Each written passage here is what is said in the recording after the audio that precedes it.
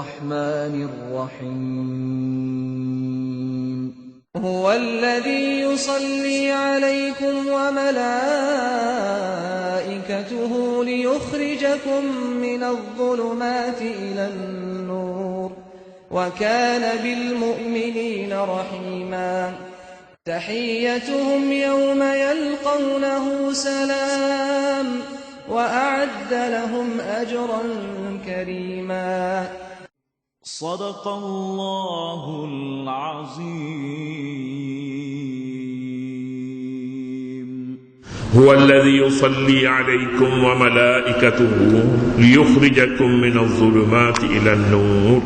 Dialah, yakni Allah, yang memberi rahmat kepada kamu, dan malaikatnya pula berdoa kepada kamu untuk mengeluarkan kamu dari gelap gelita kufur dan maksiat kepada cahaya yang terang benderang, yakni iman dan taat. Wa kana bil mu'minina rahima, dan adalah dia, yakni Allah, sentiasa melimpah-limpah rahmatnya kepada orang-orang yang beriman di dunia dan di akhirat. Tahiyyatuhum yawma yalqawnahu salam, sambutan penghormatan yang akan diberi Tuhan kepada mereka semasa menemuinya ialah ucapan selamat sejahtera. Wa a'adda lahum ajran karima, dan dia telah menyediakan untuk mereka pahala balasan yang mulia. Nah, ayat sebelum ni menyuruh orang mukmin supaya berzikir. Zikirlah banyak-banyak. Zikran kasira, bukan sedikit. Zikran kasira bukan suruh berzikir, tapi mahu zikir yang banyak. Zikir sekali pun zikir alhamdulillah, zikir lagi, subhanallah, zikirlah. Tapi tidak cukup sebenarnya dalam menghadapi suasana yang tertentu. Malah mestinya dipertingkatkan zikir itu supaya kita memperolehi beberapa faedah akan datang. Faedah yang disebutnya huwallazi yusalli alaikum wa malaikatuhu hinggalah seterusnya. Ini beberapa faedah yang boleh didapati oleh orang yang berzikir banyak-banyak pada Allah Subhanahu wa taala. Zikir yang banyak mempunyai keistimewaan padanya. Apabila seorang banyak dia baca dengan banyak, dia akan dapat hafaz. Hafaz Al-Quran dihafaz oleh pelajar-pelajar. Bagaimana dia boleh hafaz? Dia bacanya ratus kali, sehingga melekat dalam akalnya, dalam ingatannya. Daripada ingatannya kepada menjadi darah dagingnya, sehinggalah dia tidak lupa bila-bila pun, sebab dia selalu membacanya, selalu membaca. Berapa kali?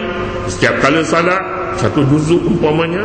Kalau sampai boleh baca setiap kali salat 5 juzuk, mana setiap kali salat dalam salat ke atau di luar salat ke, tak kira lah, 5 juzuk sehari.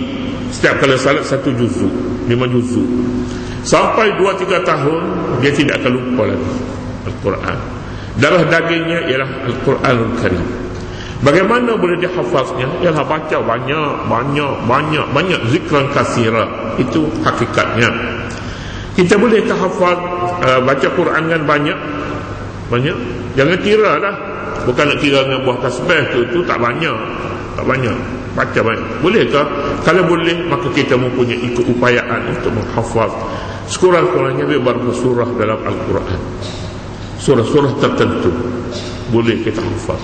Surah Ad-Dukhan boleh kita, Surah Al-Kahfi boleh kita hafaz, Surah Luqman boleh, surah-surah pilihan dalam Al-Quran. Daripada surah-surah ini kita masih mempunyai waktu sebenarnya, jika kita mempunyai azam yang kukuh untuk menghafaz Al-Quranul Karim, yang sangat-sangat istimewa jika seorang itu boleh menghafaznya, boleh menghafaz. Banyak faedah. Kemudian yang faedah daripada zikir yang banyak ini, antara zikir ialah Al-Quran. Antara zikir juga ialah kita menghayati hukum Allah Subhanahu wa taala. Antara zikir juga kita membaca buku-buku Islam, sirah Nabi, sunnah Nabi, tafsir Al-Quran. Ini semuanya ni zikir. Kadang-kadang zikir yang berupa doa subhanallah, alhamdulillah, Allahu akbar. Kita zikir, tapi hati yang lara pun tidak memberi kesan yang sempurna juga. Jadi faedah daripadanya Kaedah daripada zikir, huwallazi yusalli alaikum wa malaikatuhu, dialah Allah yang memberi rahmat kepada kamu dan malaikatnya pula berdoa bagi kamu untuk mengeluarkan kamu dari gelap gelita kufur dan kepada cahaya yang terang benderang, yakni iman dan taat. Ini faedahnya. Perintah uzkurullaha zikran katsira wasabbihuhu bukratan wa asila. Kemudiannya ungkapan ini, huwallazi yusalli alaikum, dialah Allah yang memberi kepada kamu rahmat dan nikmat, mengeluarkan kamu daripada kufur dan gelap gelita kufur yang kepada cahaya yang terang benderang. Dialah, jadi bila dialah yang memberi kepada kamu faedah-faedah ini, faedah-faedah mengeluarkan daripada gelap gelita kepada cahaya yang terang benderang, dia memberi ada sebabnya. Sebabnya kamu zikir kepadanya banyak-banyak. Zikran uzkurullah zikran katsira wasabbihuhu bukratan wa asila. Kamu bertasbih kepada Allah, menyuci zat Allah daripada perkara-perkara yang tidak sesuai dengan Allah waktu pagi dan petang, maka orang lain tidak boleh mengeluarkan kamu daripada gelap gelita kufur dan maksiat. Tidak mungkin sama sekali. Huwallazi, ungkapan bila huwa allazi yusalli, huwa ini menjadi menjadi pembuka kata dalam satu ayat. Bila huwa ni dia mempunyai dia panggilnya kesal, dia panggil dia sahaja, tidak ada yang lain. Itu makna huwa. Huwa allazi yusalli alaikum wa malaikatuhu, dia sahaja yang memberi rahmat kepada kamu dan malaikat pula berdoa kepada kamu. Bergabung di antara dua ni, daripada Allah lagi, daripada malaikat lagi. Di mana kedudukan orang ni apabila sampai begitu tahapnya? Orang ini dia terselamat daripada segala perkara yang boleh mengganggu hidupnya. Yang boleh mengganggu hidupnya ialah kerana takutkan masyarakat. Memang orang kata di sana sini orang bicara hal kita, di sana sini orang buat fitnah. Ini kita takut sebenarnya. Takut daripada fitnah, fitnatul hayati wal mamati, fitnah hidup dan fitnah mati. Fitnah hidup ini kita tidak selamat daripada gangguan manusia ataupun bukan manusia. Apabila selamat daripada gangguan ini, maka kita hidup di dunia ini rehat dan di akhirat pun rehat. Siapa yang boleh menyelamatkan? Huwallazi yusalli alaikum wa malaikatuhu liyukhrijakum minaz zulumati ilan nuri wa kana bil mu'minina rahima. Allah Subhanahu wa taala memangnya rahmat ini sentiasa berlimpah-limpah kepada orang yang beriman di dunia dan akhirat. Pokoknya di sini dunia pokoknya di sini ialah kita menerima perintah Allah Subhanahu wa taala seperti Nabi menerima perintah Allah mengenai hukum tabanni dulu, hukum anak angkat. Tahiyyatuhum yawma yalqawnahu salam wa a'adda lahum ajran karima. Butir-butir lanjut tidak dinyatakan pada pemberian Allah Subhanahu wa taala. Hanya dinyatakan mengeluarkan manusia daripada gelap gelita kufur, daripada gelap gelita kepada cahaya, minaz zulumati ila nur. Zulumat ini gelap gelita. Gelap apabila kita hidup tidak ada panduan. Gelap sebenarnya. Gelap jika kita tidak disinari oleh rahmat Allah Subhanahu wa taala, maka hidup gelap, dalam gelap. Apa yang boleh dilakukan oleh orang yang berada dalam gelap? Dia nak berfikir, dia tidak ada nur, tidak ada pedoman, dia gelap. Dia nak mencari rezeki dalam dunia ini, gelap, dia tak jumpa jalan. Orang lain bekerja, dia bertemu jalan, dia dapat wang, kaya. Tapi bagi mereka yang hidup dalam gelap gelita, tak ada apa yang boleh dibuat. Orang lain nampak, dia belum nampak lagi. Oleh yang demikian, maka tidak ada satu perkara yang boleh dilakukan olehnya dan menyinari hidupnya. Tidak ada. Itu maknanya zulumat. Zulumat, semua keburukan berada dalam zulumat. Semua kebaikan yang boleh dicapai oleh manusia namanya nur. Jadi manusia ini berada dalam gelap gelita, untuk mengeluarkan daripada gelap gelita kepada nur bukan satu perkara yang mudah. Jika Allah Subhanahu wa taala tidak menganugerahkan seorang itu rahmatnya, maka gelap gelita akan terus berada bersama-sama dengannya. Dia berada dalam gelap gelita untuk selama-lamanya. Kemudian ayat yang kedua berikutnya, tahiyyatuhum yawma yalqawnahu salam.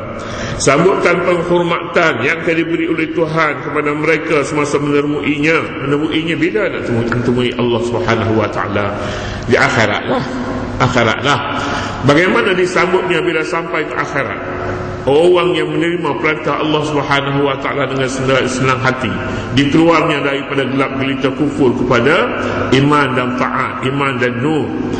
Allah sendiri akan menyambut dengan malaikatnya dengan satu ucapan yang paling menggembirakan sekali. Dijawab diucap kepadanya salam. Dia tidak kata assalamualaikum, salam saja. Ini mempunyai erti yang besar. Assalamualaikum khusus, salam khusus. Makna setinggi mana sekalipun kita dapat salam di dunia ini, kita tidak sempurna. Sebab dunia ini tempat berhimpun segala maksiat, tempat berhimpun segala fitnah. Kita selamat daripada satu bala, kita masuk daripada satu bala yang lain. Kita keluar, kita masuk, kita keluar, kita masuk ke dalam ujian, dalam fitnah. Tapi pada hari akhirat keseluruhan salam. Dalam bahasa Arabnya disebut kalau salam tanpa alif lam pada awal itu salam sahaja, maknanya keseluruhan salam. Nakirah ini semua salam, semua keseluruhan salam. Tapi kalau as-salam, salam itu salam khusus. Salam di akhirat, salam umum. Jadi oleh yang demikian, di dunia kita tak boleh ucap salam, tak boleh, jangan tentu. Salam saja tu, assalamualaikum, macam tu. Assalamualaikum, waalaikumsalam.